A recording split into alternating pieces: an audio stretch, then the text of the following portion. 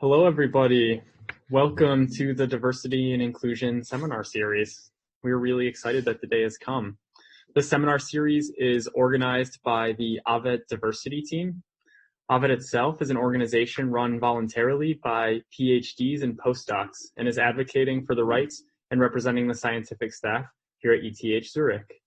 The aim of the diversity team is to make ETH a more diverse and inclusive place for all. And so before we begin, I'll give a short overview of the schedule, the procedure, and today's guidelines. The talk will be around 20 minutes, and afterwards, we have prepared a couple questions that we have already shared with Dr. Catherine Shea Sanger, and then we will open the floor up for folks to ask their own questions. So if you have a question, please type. And so those rules aside, I'd like to introduce our speaker for today. Dr. Catherine Shea Sanger is the Senior Lecturer of Global Affairs and the Director at the Center for Teaching and Learning at the Yale-NUS School in Singapore. Dr. Sanger's pronouns are she and hers. Dr. Sanger received her PhD in International Affairs from the University of Virginia in the USA in 2020. Dr. Sanger's new book, Diversity and Inclusion in Global Higher Education, Lessons from Across Asia, was published open access, and I encourage everybody to look it up and check it out. Today, Dr. Sanger will talk to us about one of her book chapters entitled Inclusive Pedagogy, Approaches for Diverse Learning Environments. In this chapter, Dr. Sanger draws from inclusive pedagogy and universal design of learning approaches to introduce a series of concrete strategies that educators can use to enthusiastically harness diversity and equity in student learning. Thank you all for attending, and please type your questions and comments into the text box for your Q&A. It's silent, so we can't give Dr. Sanger a round of applause, but know that we are all doing it silently here for you. So when you're ready, please begin. Hi, everyone. Thank you so much for that warm, if quiet introduction. Oh, thank you for the hands I see on my screen. That's very reassuring. Doing these sorts of things on Zoom is, I'm getting more accustomed to it, but it's still a little bit strange. And I do wish I could be with you in person. I should also explain that at some points in today's conversation, my cat, Percy, is going to jump on my lap, and you may hear screaming in the background. Promise I'm not torturing anyone. It's probably my spouse trying to get my kids into bed. Probably failing. It's a little bit later here. So let me share my slides. So I want to sincerely thank the Association of Scientific Staff, the EVETH team, and especially Mark Anthony for the invitation to join you today and for sharing with me a bit about your institutional context, which I'm hoping I can learn a bit more about as we go forward in the conversation today. I feel very privileged to be with you in the first event in your Diversity and Inclusion in Science series, which looks just terrific. And I think it's just incredible that people are taking the time from what I'm sure are many kinds of other obligations to bring this good work to your context. The speakers that will be joining you in the next few weeks, from what I can tell, will be addressing really important large-scale imperatives for fostering diversity and inclusion. They will be talking about how to build anti-racist, inclusive institutional culture, how to inculcate inclusive organizational leadership strategies. You'll hear about anti-racist approaches to lab management. It sounds like you'll also hear about how specific content can be framed and delivered in ways that more explicitly acknowledge and combat racism in the academy. I'm here to talk to you about something a little more intimate, which is teaching and the sort of day-to-day practice of teaching in whatever field you may be in. So if you would, I got ahead of myself in my slides.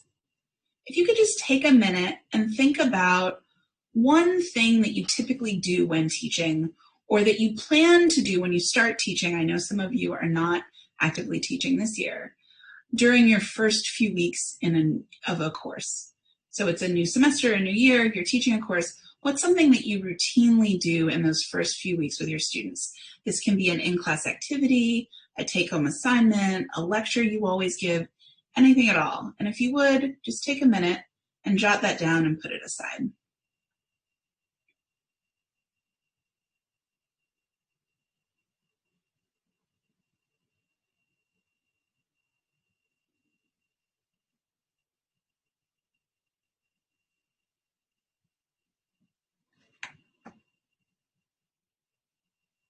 Okay, great, thank you. So put that aside for now. If we want to leverage diversity and enhance inclusivity, we can come at that project from many different angles. So we might think about institutions and structures, the institutions that send us a paycheck. What departments exist?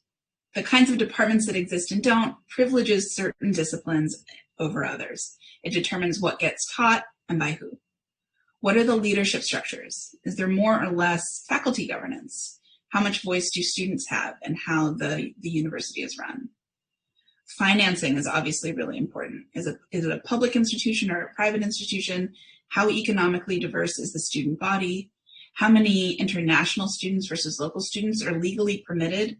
Many countries have regulations on what percentage of students can be from abroad versus local. We also might think about who teaches. So there's where you're teaching, what institution are you at, there's who's teaching, what are the faculty hiring practices? When you assemble faculty hiring committees, is there always a diversity advocate on the hiring committee? Responsible for making sure that there's attention to maintaining diversity, especially when you go from the long list to the short list. That's often where you see diversity drop off. Is there gender blind or race blind hiring practices? We know that when academics are reading job application materials and cover letters, the name of the applicant can sometimes bias who gets hired and who doesn't.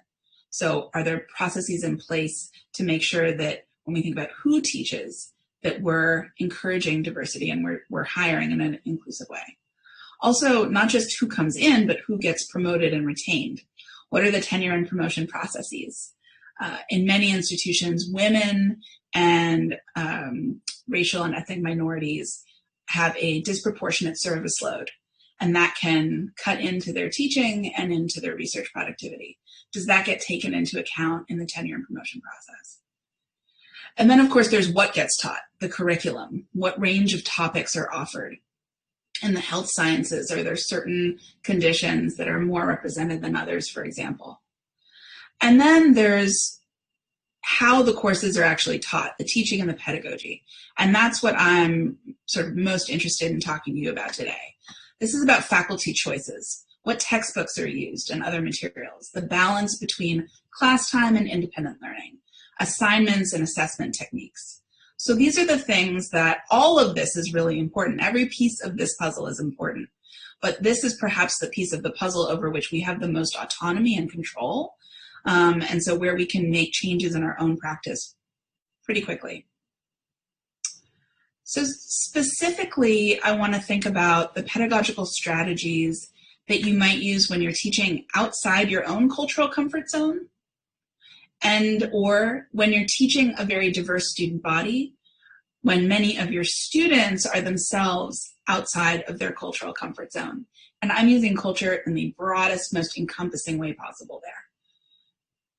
And while I'm very interested in thinking about race, I'm also hoping we can think a little bit about other forms of diversity we want to harness in the classroom and the pedagogical strategies that enhance belonging for students from marginalized and minoritized racial groups, but for all students. Many of the things that we can do to encourage belonging and empowerment for students from minority groups also support those who may be unfamiliar with the language of instruction, may support neurodiversity, different ways that people learn, socioeconomic diversity in the classroom, and so on. So I'm hoping we can take a rather holistic approach. And I'll just interject myself here and say, if at any point I become hard to hear or my slides go haywire, Mark, can you promise that you'll let me know? Yes, I promise I'll let you know. Excellent. Okay, that way I don't have to worry about it. Cool. Fewer worries are better. Okay. So here's my argument. And it's an argument based on reading a lot of education literature and personal experience. And my argument is we should proactively harness diversity and teach inclusive pedagogy. Because our job is to facilitate and generate student learning, and Students learn more when they have a sense of belonging in the classroom and the curriculum. This is not about making things easier. This is not just about it's a moral good. This is about our job is to teach and to promote learning, and students will learn more when they have a feeling of belonging in the classroom, and they will learn less when they feel alienated and marginalized in the classroom. Doing this work is in some ways hard, but in other ways, there's a lot of low-hanging fruit and little changes to our practices that can help signal to students that we believe in them, that we center them when we think about what we're teaching and how we're teaching it. And what we found is that when students feel belonging, they work harder for professors that believe in them. They're more likely to underperform when they feel anxiety, and they're more likely to feel anxiety when they think others expect them to fail. Research on stereotype threat suggests that even if students are capable and confident in their abilities, when they are in an environment where they believe others are viewing them through a biased lens, that creates anxiety and distraction and leads to underperformance. And so it's important for students to see themselves as having the potential for high achievement, and they can do this when they see role models of themselves in the field, but also when they are taught in such a way that they feel like an asset to the class and not a burden.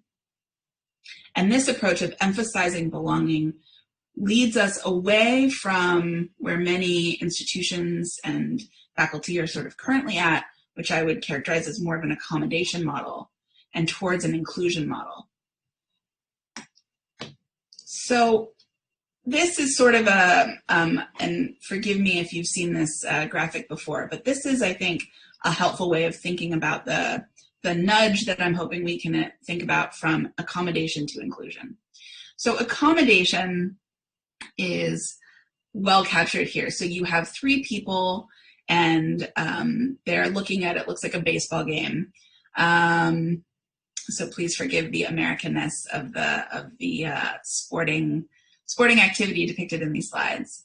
And so you can see that here, different members of this group have been given different tools to see the game. And so in the part on the right, only the tallest person, who's maybe the father, can see what's happening on the field, and the other two need a box. And so this is good, right? I mean, better to give the shorter people a box than nothing at all. And we do this kind of thing in our teaching all the time. Come to office hours if you need help. Oh, there's a tutoring office. Make an appointment with a tutor if you need extra support. We often provide extra time on exams to students that have a medical diagnosis that says that they need extra time. We might hire note takers to assist students with low hearing so that they have a text-based summary of what's happening in case they miss out on something that's happening in class. So this is good. But what I want to sort of hold myself to, at least what I'm pushing myself to do, is to move towards inclusion, a sense of real belonging. So here we have, again, we have three people and they've gone to see a baseball game, and we can see, you know, on the far left, we have three people with the same kinds of accommodations. They each have a box, and it helps two of them, but not the third. The shortest member of the family still can't see anything. And so then we move from, you know, so if this is equality, they all get the same thing. And then we move to equity, where they get what they need to achieve their goals. So now they can all see, but one of them is standing on two boxes. I mean, what if they start rooting for the home team and then the boxes start wobbling, right? And they're very aware that they need this extra prop up. Text-based instruction with verbal instruction, we give them the tools that they need are going to everyone in the classroom, as opposed to sending certain students off to special resources. My favorite is nudging people to think about untimed exams and take-home exams. The COVID moment and more people doing some of their teaching online has actually opened up a lot more interest in this. And you have to wonder, it's so commonplace to have timed exams, but we very rarely teach students how to work quickly.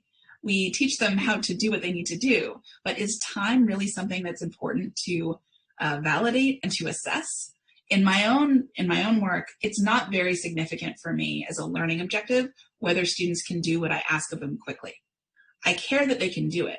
I don't actually care that they can do it fast. And so it's interesting that we have this convention of timed exams. If we make them untimed, then we don't have to worry about accommodating students that might otherwise need extra time, maybe for a medical reason or some sort of special need. And then the most important thing is sort of explicit instructions, not just what a student needs to submit, but recommendations and models on how to do it well. So I think often we sort of treat assignments like a mystery novel or, some sort of, I don't know if you know, Where's Waldo? Like it should be this hunt to get to the right answer. And sometimes the persistence that's needed to do that work is good for the student. But oftentimes there's a real imbalance because some students, maybe because they come from your same educational background, maybe because they come from more privileged secondary schools or prior educational institutions, they get it. They know what you mean by lab report. And other students are very unfamiliar with that terminology. They don't really understand your expectations. And if you aren't explicit, you're really in some ways privileging the privileged to the disadvantage of students that might be less familiar with your cultural context. So that can sort of be a way of thinking about the move. So I'm prepared to speak at you a lot more about sort of some of these strategies to move to inclusion. I don't want to talk at you quite so much. I'm hoping we can have a bit more of a conversation. But I think it might be valuable for you to sort of know where my perspective or where my, the motivation for my work is coming from. So as Mark said, what I'm sort of talking to you about here today comes from a book that I edited and contributed to last year. Actually, I guess still in 2020, it came out in April, Diversity and Inclusion in Global Higher Education.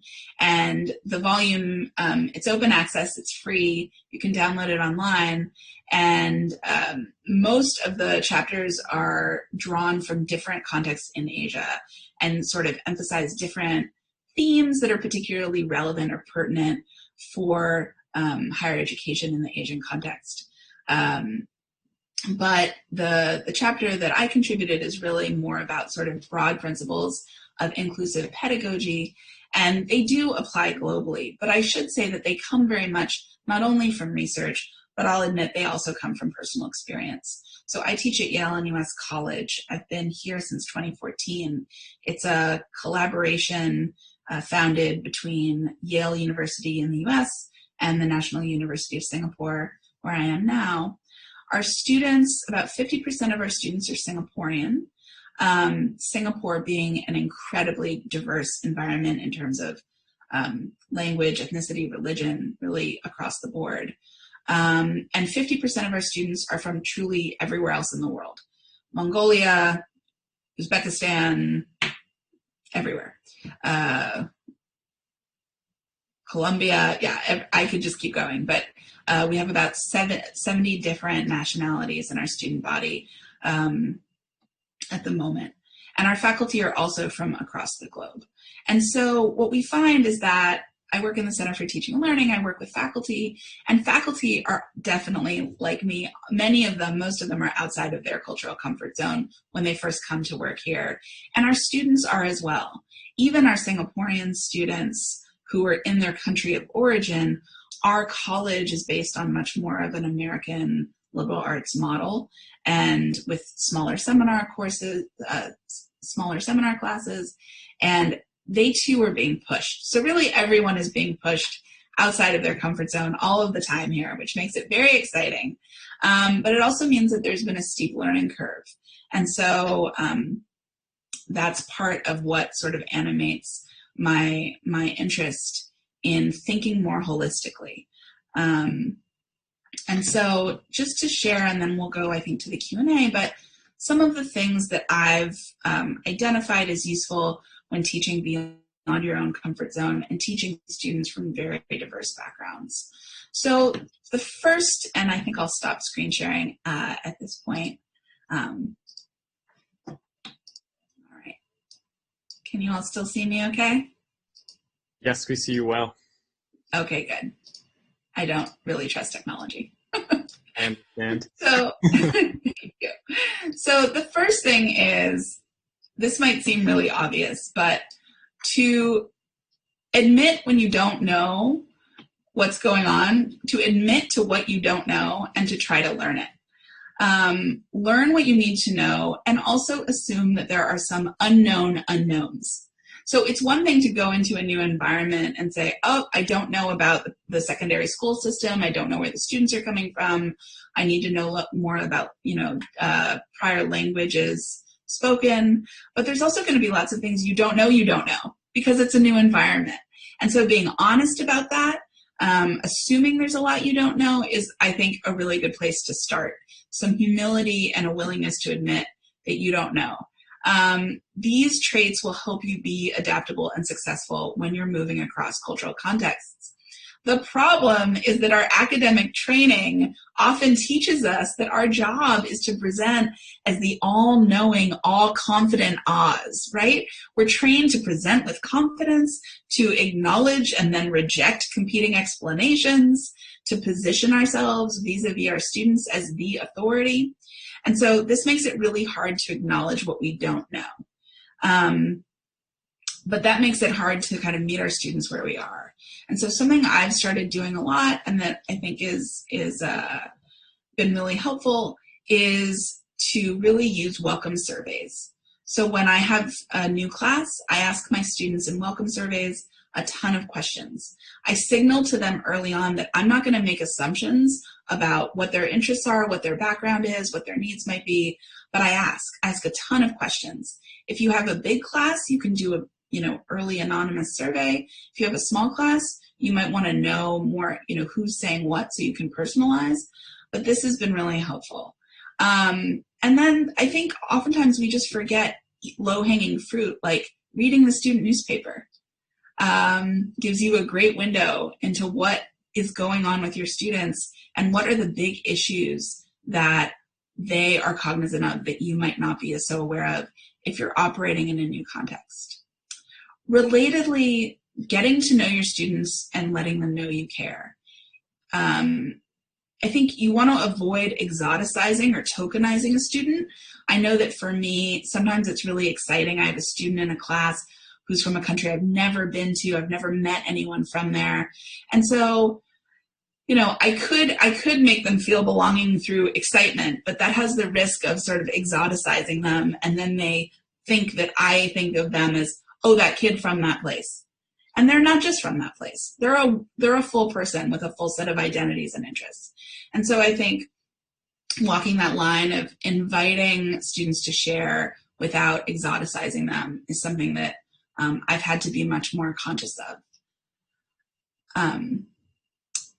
Is recognizing the limits of our common knowledge.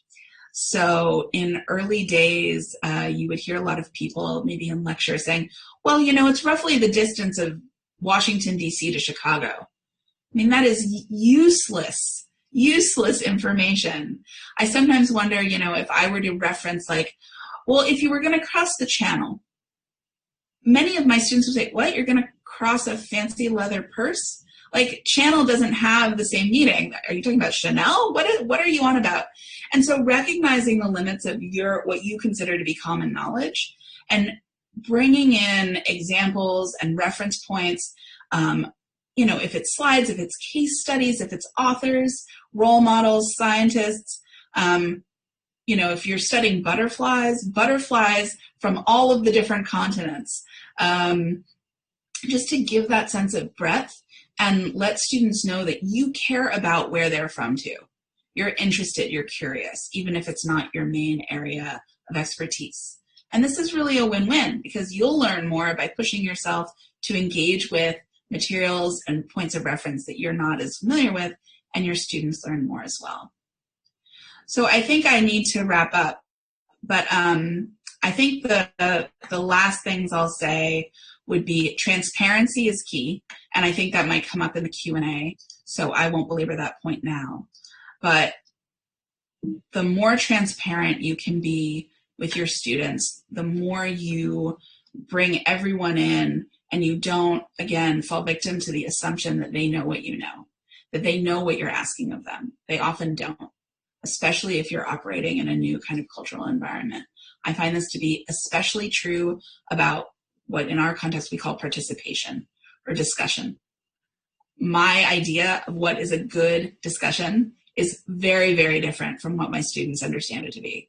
I think when I say I want a good discussion today, I mean I want people to admit what they don't know, ask good questions, and even sometimes disagree with each other and with me.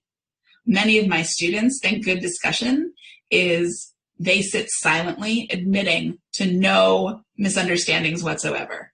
And so it's taken me a long time to realize I need to be much more explicit in bridging that gap. And I need to get feedback from them early and often as to what's working, and I need to give feedback. Because a grade, you can't let the grade speak for itself. Grades are not, they are simply letters or numbers. And so making sure that students understand what I mean by a B- on that exam or an 85%, or else it's really hard for them to improve. So now I'm really eager to hear from you. So I'm going to stop this sharing, and I'm curious about your questions and experiences.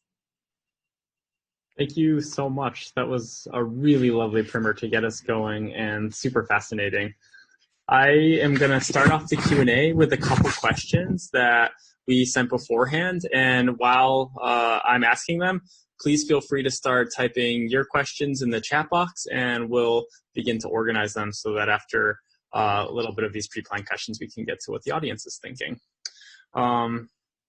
So I was wondering, can I go out of order based on sort of the flow of your presentation? Cool. So one thing that I find really interesting that was in your book, and that I think is related to what you were talking about what is a good discussion, can partly be based on what we perceive to be correct conduct and what we think are the rules of academia. But we also know that there are a lot of unwritten rules in higher education, and that failing to understand these rules can result in a lot of alienation. And so I definitely personally felt this when I went to college in rural United States, from a background where people in my family don't have a history of going to college, and I didn't know a lot of the rules. And so I was wondering, on your sake, why are there so many hidden rules in academia? Who are they serving? And do you have any tips for how to reveal the fact that there are these unwritten rules to your students? Yeah, I think that's a great question. I mean, I hear and observe different versions of the experience that you just shared all the time. Sort of self-identified first-generation students. In my current context, we're running a liberal arts curriculum, so it's a 4-year program, and students don't declare a major until the end of their second year. So actually, this is very unusual in this context, and our students come from all over the world, but the majority do come from Southeast Asia, South Asia, or East Asia. And so even if they have parents or older siblings who went to university, they typically went and studied accounting or dentistry or something very specific. So even our students that come from families that have a lot of educational background often have this sense of, wait, what now? I'm taking a literature course and a math class at the same time? And how is that supposed to work? And so I think not only, do many students not arrive with the guidance that they might need to thrive from day one, I think what's really unfortunate is that oftentimes it's the students that most need support that don't feel they can call home for help. Perhaps because they feel shame or embarrassment.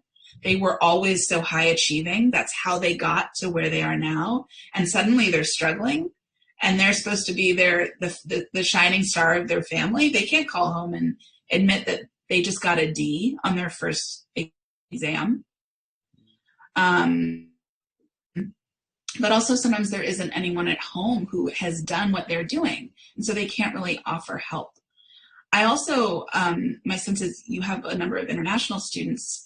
I've certainly found there are international students whose parents are spending a lot of money to send them abroad, and they don't want to admit to their parents how much they're struggling and make them feel like that money is now wasted or, not being used properly. So there's really good, evidence that more passive strategies, like what I was saying, come to office hours if you need help, sort of these self-help strategies that really put the onus on the students. There's something there because we want students to become high-functioning graduates. And so I'm sensitive to the argument that you don't want to engage in too much hand-holding. But at the same time, who takes advantage of office hours is often the students that come from the most privileged backgrounds. The students that are the first in their family to go to college, for example, they often think of office hours as the thing you do when you're confused. And they're not supposed to be confused. Who takes advantage of tutoring? The students that got private tutors or had tutors working in their secondary schools, right? And the same also, I think, is very true of counseling and mental health resources. So I think, that's not really answering your question so much as saying I agree with the premise of it. So I think, I don't want to get into why there's so many unwritten rules in higher ed. I think I could speculate, but I don't feel I could answer that with great credibility, although I have some strong suspicions. But I do think in terms of what we can do, something, and it depends on how many students are in your course, but instead of come to office hours if you're confused, hold mandatory or group office hours so that early in the semester, every student has at least some experience of coming by your office. That will lower the barrier later on if they do feel confused. You will have set the tone. They know where your office is, and you can signal to them that you don't mind. And if you have tons of students in your class, you can have them come in larger batches, right? You can be really explicit. This is what I want you to do for this activity, experiment, assignment, lab report. Here are some strategies for how you go about it. And then also, this is why I've asked you to do this assignment. So I think we sometimes assume that students understand the learning value of the things we're asking them to do, but especially if they've never been asked to do that kind of assignment before. Like if you have students that are used to coming from environments where everything rides on a standardized exam, and suddenly you're asking them to write lab reports or write essays, they might not understand the value of that because they're not really memorizing anything. They're communicating. And so being really transparent about what you want them to do, how they can do it well, and why you're asking them to do it. I think that can be very, very high impact. And actually, I don't know if this is allowed, but I'm going to put in the chat a link to Tilt Higher Ed, which has a number of really great resources. It's the Transparency in Learning and Teaching Project. And they have really great resources to think about how to make things more transparent. That's great. Thank you. I think when I was reading your book chapter, that was the most salient point, is just be clear, communicative. Don't make it so that folks have to read between the lines. Transparency is key. And it made me think what the idea of transparency is also probably varies depending on who you are. So that'll be really useful. I have one other question that's sort of related to this, actually, and you did touch upon it a little bit in your seminar, but I think it's an important point. Discuss how faculty sometimes feel like being transparent, giving explicit advice, and telling folks how to do well can create some sort of unfair advantage to students who are quote unquote lazy. Is this true? Yeah, I hear this a lot. I think, it's interesting to me that this is such a dominant narrative. I think it might be because people who made it in academia, worked darn hard to get where they are, and many of them scraped and clawed their way up and feel like they're better for it. And so they either want to help students have that same feeling of empowerment of having scraped and clawed, or they feel like I didn't have it easy. Why should other students, why should this generation have it easy?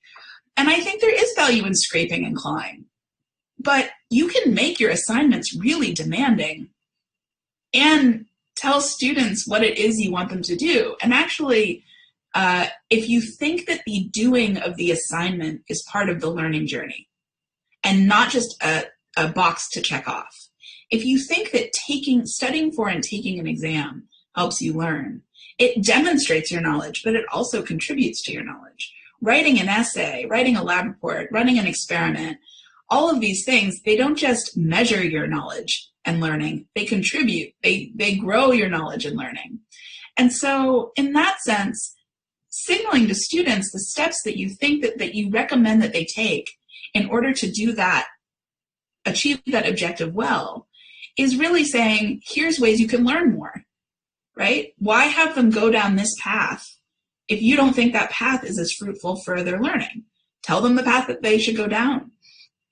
If guessing the right path is part of what you want them to learn how to do, then teach them. Don't just assume they'll get it through, some sort of osmosis. So I think, I'm sensitive to the argument, but I don't think the trade-offs are worth it. I also think that it's interesting, at least in my experience in the US and in Singapore, I can't speak to your context, faculty seem to spend almost as much time worrying about cheating as they do about learning. And for me, I just made a decision a few years ago that surely my job is more about teaching than it is about preventing cheating. And if I only have so much time, where am I going to put that time? I'm choosing to put that time in fostering learning, not in preventing cheating, not in, worrying about those sorts of things. So increasingly, I do untimed exams. I do open book exams because I think they're a better corollary to the kind of work students are going to be doing when they graduate. I share my rubrics with my students, my grading rubrics. They know how they will be assessed before they do the work. And then I can show them after, here's where you were strong and here's where you have a lot of room for improvement. I circulate models of what constitutes good work before they do it. I let peer review of drafts, and I like to make, opportunities for do-overs and for low stakes kind of building blocks, because again, I don't see this as going easy on them. It's actually more work to have to rewrite your report, right? It's giving them more opportunities to learn. And that's my number one goal. Oh, and my kids just came home. Hey guys. Okay, you have to go away now. Thank you. Okay, go away, please. I'll see you later. Excellent timing. It was good, yeah. That was a great answer. Say bye-bye, everyone. Bye-bye. Janny says bye-bye. I'll check on you later. Okay, they're sort of merging in between your bookshelves. Yeah. It's like a curtain. Exactly. Cool. Thank you for that. Anyway, I was done with that part. Yeah. So next I'm going to go to some questions in the chat box. And I'm going to start with, in academia, when there is a lack of understanding to what is diversity. Oh, sorry, the person who sent this to me, I couldn't quite read it. I'm going to go to the question that says, I would be interested in your ideas about how to encourage students to be open to diversity too, when maybe they don't think about it very much. Yes. Oh, thank you for this question, because this is something very near and dear. So I'm going to put something else in the chat for everyone's, future use. I'm going to talk about fish bowls in a minute. So I do think that students are often, they're afraid of saying they're either unattentive to and uninterested in the diversity that's in the room. So I think often students vaguely pick, especially at, the level of your institution, competitive institutions that draw on really high achieving students. They often pick where they go to college, or they want to go to, one university over another because they want to go to a place that has diversity. And then they get there and they don't really take full advantage, or they don't know what it means to take full advantage. I think that's true of faculty too. I mean, I think many of us want to teach. It's exciting to teach a really diverse student body, but then it becomes kind of something that we're nervous about. And so I think there are two things that I have found to be helpful in this regard. One is developing with students explicit aspirations and goals. Some people say guidelines, but I use the terminology of aspirations and goals around how we will interact with each other in the class. And I am very explicit with them that part of the reason I want to do that is because I want to make room for all points of view, all insights, and all strengths to contribute to the course. And so I talk a lot about sitting up and sitting back, and that if you are a very verbal and talkative student like me, then maybe your challenge in this class is to sit back and to practice your listening skills. And if you tend to be a little bit more reticent, if verbal contributions are a little bit less familiar and comfortable, please push yourself to sit up. And so I start there. I'm not talking about identity, gender, sexuality, none of that. I'm simply trying to encourage students to make room for more voices and to make them feel responsible to each other for making room for each other's voices. And that is a really nice way of sort of laying the groundwork and building a more trusting environment. And then later on in the class, you can kind of open up and allow for a little bit more for students to sort of draw on their own experience. Another thing that I have in my aspirations is we will speak our discomfort. And so I try to model this. I'll sometimes, maybe I'll say something that I think, ooh, that I didn't say that the way I wanted to, and that could have been inadvertently alienating. And I'll sort of call myself out on it. And I think, I do think that as a faculty member, silence is tacit acknowledgement or tacit condoning. And so, if you have a student that maybe misgenders another student, or if you have a student that makes some casual kind of scoffing remark about a particular culture or religion or something like that, when you don't acknowledge it and say, let's argue with the idea, not the identity. If you don't say, actually, I think that Samuel prefers to go by they instead of he, right? If you don't correct it and address it, your silence, because you have power in the room, your silence is saying that's okay. And so part of it, I think, is modeling for students that it's okay to acknowledge when something goes a little off. You acknowledge, you move on. You acknowledge, you assume the intent was good, the impact may have been bad, you move on. And I think modeling that gives them a feeling of a little bit more comfort. The other thing that I like to do is sort of break down into smaller groups, and that's where the fishbowls come in. So I put it in the chat, but basically it's sort of taking a big group of students and you pick 5 and you put them in the middle of the room and you have them have a conversation and then everyone else listens. So they get to practice their speaking and listening skills. Everyone else practices their listening skills.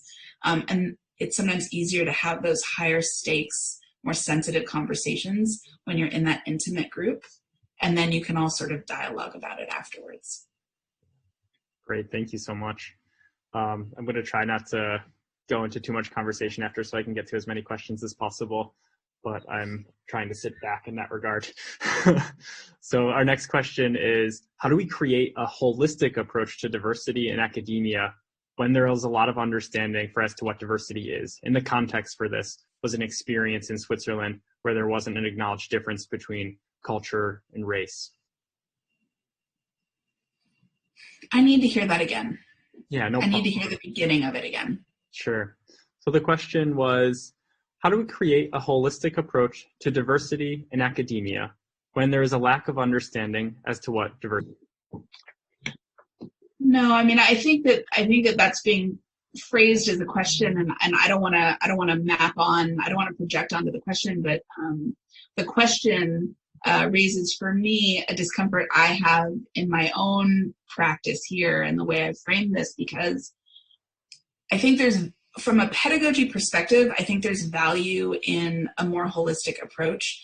And part of this is strategic on my part, because if I am invited to consult with a faculty member or give a talk to one of the departments at my university, and I say, okay, here are 5 dimensions of diversity that I think you should all be attentive to. And here are the 10 things that you should really think about for each of those 5 dimensions of diversity. I will never be invited back, because faculty, especially those who are maybe a bit more set in their ways, just feel like, are you kidding me? You're asking me to reinvent the wheel of the way I teach, and you're suggesting I have to know every little nuance of everybody involved. And so my big pitch here is that transparency helps everyone. I mean, transparency really, you don't need to know who's in the room. You don't need to know their identities and their background to know that transparency is going to help them learn what you think and want them to be learning, and do the kinds of things that you want them to be doing in your course. At the same time, not all identities impact education. Not all identities can give rise to the same kinds of alienation. And I think in the conversation about moving from inclusive to anti-racist, and especially anti-Black racism,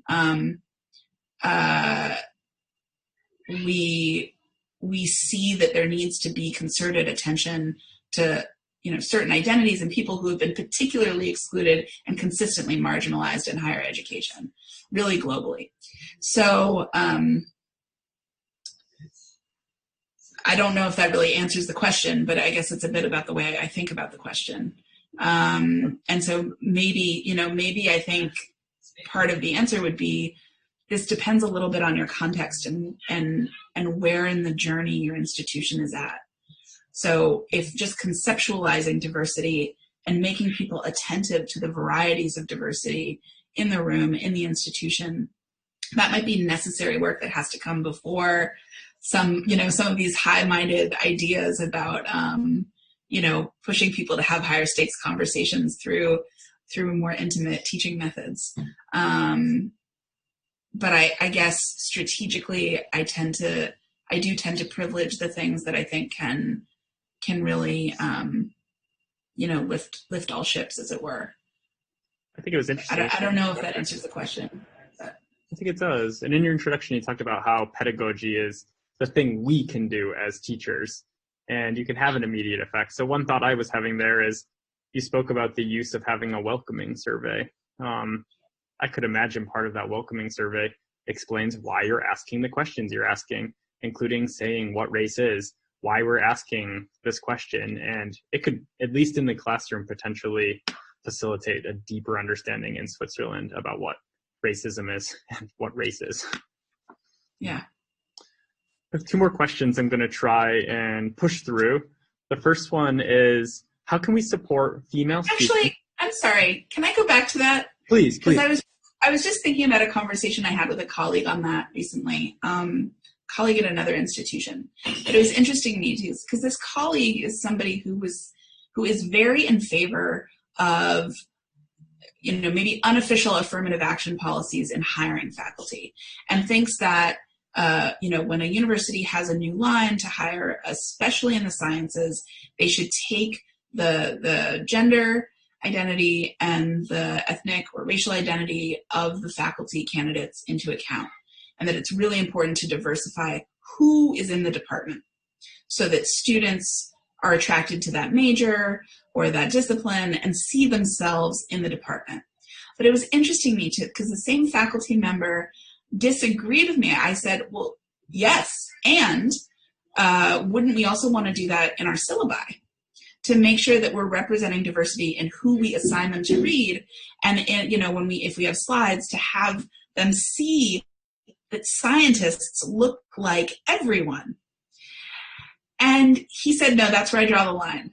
because I'm going to pick the best paper, I'm not going to pick what I assign based on the identity of the author. It's all about the paper and what the best work is. And so it's interesting to me how this line kind of shifts. And one thing becomes a priority, and yet another thing is sort of not deemed as worthy of, or too important to academic integrity of the discipline to, focus on diversity issues in that domain. Which again is not an answer, but just sharing that it's interesting where people draw these lines. Yeah. There's also a really fabulous paper that just came out in PNAS showing a diversity innovation paradox, where so much innovation comes from folks whose identities are often marginalized, and that's higher than folks who hold majority identities. And so as if the best papers would always come from the majority voices. Exactly. Precisely. And just because you were first on the scene in a particular academic debate doesn't mean that you have to always be assigned. You were the first on the scene because you were the only person that was allowed to sort of write on that topic in the time that you wrote it. But there are new voices in the mix, and so those can be captured as well. Yeah. Okay. So this next question: how can we support female students when majority of students are male without making them uncomfortable, feeling weaker or less capable? Oh, that's a great question. I mean, I want answers to these questions. All right. Like, send them to me, please. I think this gets to the difference between a kind of a deficit approach to this work and a belonging oriented and a more empowering approach to this work. One thing I've seen that's been effective, is there can be a tendency, really any kind of less represented group in a discipline, but especially I've seen research on that this intervention has been effective for women, is when you're teaching a class and let's say you're assigning groups or seminars or, project teams, something like that, there can be a tendency to make sure that the diversity of the entire cohort or class is represented in each team. So if you have 5 groups and there's only 5 women in the class, because sometimes women are underrepresented in certain fields, you sprinkle them, and so every group gets a woman. And what I've read suggests that that's actually not a great strategy. That the better strategy is to make sure that, you sort of, have 2 or 3 women together, so that they don't have that sense of alienation, but also they don't have that fear of, oh gosh, I must represent my entire gender, and be honorable on behalf of my entire community. And I think that the same logic would hold true for other kinds of less well-represented and marginalized, minoritized identities in the field. So that's one thing that I think is valuable. And I also think, actually, I meant to have slides on this, but I didn't have time, so I can send some of this to Mark. But there's been a couple, I'm sure you all have seen, there have been a couple special issues over the last year of various science journals sort of focusing on bringing greater inclusivity to, the relevant fields. Physics and biology seem to be like really on this right now. And that showed a non-trivial increase in performance when students saw images of themselves scattered throughout the course. So students were given homework assignments, and one of those homework assignments was to research, stellar scientists in their field. And it was, intentionally the scientists were chosen to kind of highlight the diversity that is in the field and drawing on less represented scholars. And the groups that had those homework assignments performed better in the course than the groups that didn't. So I do think that modeling effect can be quite real. Absolutely. So we have a bunch more questions in the chat, but I really value ending on time. So I am not going to ask them, but I just want to thank you so much for making the time and for sharing your perspective and some personal details as well as these concrete steps. It's so helpful. Bye, everyone.